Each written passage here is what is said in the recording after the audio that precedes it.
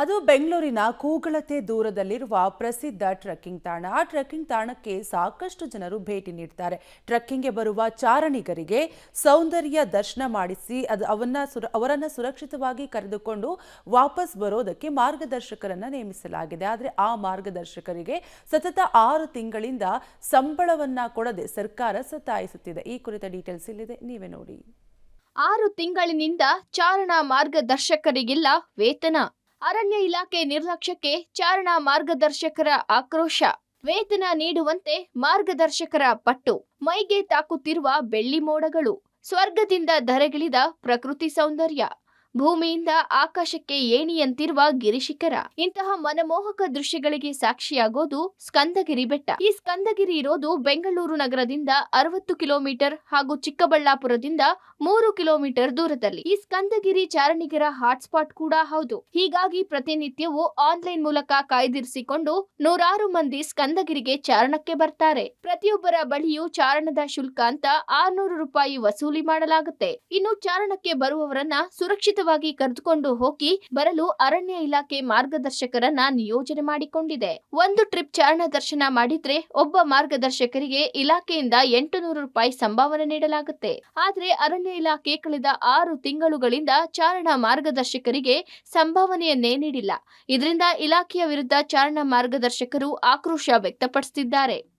ಒಂದು 6 ತಿಂಗಳಿಂದ ಸಂಬಳ ಬಂದಿಲ್ಲ. ಮತ್ತು ಅವ್ರು ಕೇಳಿದ್ರೆ ಇವ್ರ ಮೇಲೆ ಹೇಳ್ಕೊಂಡು, ಇವ್ರು ಕೇಳಿದ್ರೆ ಅವ್ರ ಮೇಲೆ ಹೇಳ್ಕೊಂಡು ಆಗ್ತಿದೆ ಒಂದು ವಾರ ಅಂತೇಳಿ 6 ತಿಂಗಳಿಂದ ಒಂದೇ ರೂಪಾಯಿ ಸಂಬಳ ಬಂದಿಲ್ಲ. ಮತ್ತು ಬುಕ್ಕಿಂಗ್ ಆಗ್ತಾನೆ ಇದೆ. ಸ್ಯಾಟರ್ಡೆ ಸಂಡೇ 150 ಆಗ್ತಾನೆ ಇದೆ. ಮತ್ತು ಈಗ ಅಲ್ಲಿ ಯಾರೇ ಬಿದ್ರೂ ನಾವೇ ಹೋಗ್ಬೇಕಾಗುತ್ತೆ. ಸಮ್ಮರ್ ಟೈಮು, ಈಗ ಅಲ್ಲಿ ಬಿಸಿಲು, ಟ್ರೆಕ್ಕಿಂಗಲ್ಲಿ ಜನ ಜಾಸ್ತಿ ಪ್ರಾಬ್ಲಮ್ ಆಗ್ತಾ ಇದೆ. ಅದು ಯಾರು ಕೇಳೋರಿಲ್ಲ, ಏನೂ ಇಲ್ಲ. ಸುಮ್ಮನೆ ಬುಕ್ಕಿಂಗ್ ಮಾಡ್ತಿದ್ದಾರೆ, ದುಡ್ಡು ಹೋಗ್ತಾನೆ ಇದೆ. ಇಲ್ಲಿ ನಮಗೆ ಮಾತ್ರ ಕೆಲಸ ಇಲ್ಲ. ಯಾರೇ ಪ್ರತಿಯೊಂದು ವಾಚರ್ಗೆ ಆಗಲಿ, ಇಲ್ಲಿರೋ ರಿಸೆಪ್ಷನಿಸ್ಟ್ಗೆ ಆಗಲಿ ಯಾವುದೇ ಕಾರಣಕ್ಕೂ 6 ತಿಂಗಳು ವಾಚರ್ಗಳಿಗೆ 1 ವರ್ಷದಿಂದ ಸಂಬಳ ಬಂದಿಲ್ಲ. ಕೇಳಿದ್ರೆ ಮಾಡ್ತೀವಿ ಅಂತ ಹೇಳ್ತಿದ್ದಾರೆ. 1 ರೂಪಾಯಿ ಸಂಬಳ ಬಂದಿಲ್ಲ. ಮೊದಲು ಕರ್ನಾಟಕ ಅರಣ್ಯ ಪ್ರವಾಸೋದ್ಯಮ ನಿಗಮ ಟ್ರೆಕ್ಕಿಂಗ್ ನಿರ್ವಹಣೆ ಮಾಡ್ತಿತ್ತು. ಆಗ ಚಾರಣ ಮಾರ್ಗದರ್ಶಕರಿಗೆ ಪ್ರತಿ ತಿಂಗಳು ಸರಿಯಾಗಿ ಸಂಭಾವನೆ ನೀಡಲಾಗ್ತಿತ್ತು. ಆದ್ರೆ ಈಗ ಸ್ವತಃ ಅರಣ್ಯ ಇಲಾಖೆ ಚಾರಣ ನಿರ್ವಹಣೆ ಮಾಡ್ತಿದೆ. ಇದರಿಂದ ಅರಣ್ಯ ಇಲಾಖೆಗೆ ಪ್ರತಿದಿನ ಲಕ್ಷಾಂತರ ರೂಪಾಯಿ ಆದಾಯ ಇದೆ. ಆದ್ರೆ ಅರಣ್ಯ ಇಲಾಖೆ ಮಾತ್ರ ಚಾರಣ ಮಾರ್ಗದರ್ಶಕರಿಗೆ ಕೊಡಬೇಕಾದ ಹಣ ಕೊಡ್ತಿಲ್ಲ. ಅರಣ್ಯ ಇಲಾಖೆಯ ನಿರ್ಲಕ್ಷ್ಯದ ಕುರಿತು ಚಿಕ್ಕಬಳ್ಳಾಪುರ DFO ರನ್ನ ಪ್ರಶ್ನೆ ಮಾಡಿದ್ರೆ 1 ವಾರದಲ್ಲಿ ಸಂಭಾವನೆ ನೀಡೋದಾಗಿ ತಿಳಿಸಿದ್ದಾರೆ. ಅವರಿಗೆ ಸ್ಯಾಲ್ರಿ ಕೆಲವೊಂದು ನ್ಯೂನತೆಗಳಿತ್ತು, ಅದನ್ನು ನಾವೀಗ ಸರಿ ಮಾಡಿದ್ದೀವಿ.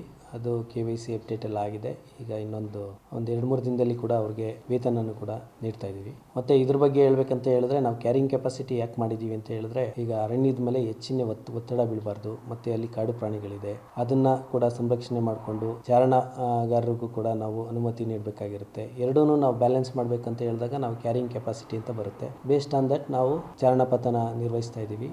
ಒಟ್ನಲ್ಲಿ ಸಂಭಾವನೆ ಸಿಗದೆ ಚಾರಣ ಮಾರ್ಗದರ್ಶಕರು ನಿತ್ಯವೂ ಸಂಕಷ್ಟ ಎದುರಿಸುವಂತಾಗಿದೆ. ಕೂಡಲೇ ಅರಣ್ಯ ಇಲಾಖೆ ಈ ಬಗ್ಗೆ ಗಮನ ಹರಿಸಬೇಕಿದೆ. ಮುದ್ದು ಕೃಷ್ಣ, ಪಬ್ಲಿಕ್ ಟಿವಿ, ಚಿಕ್ಕಬಳ್ಳಾಪುರ.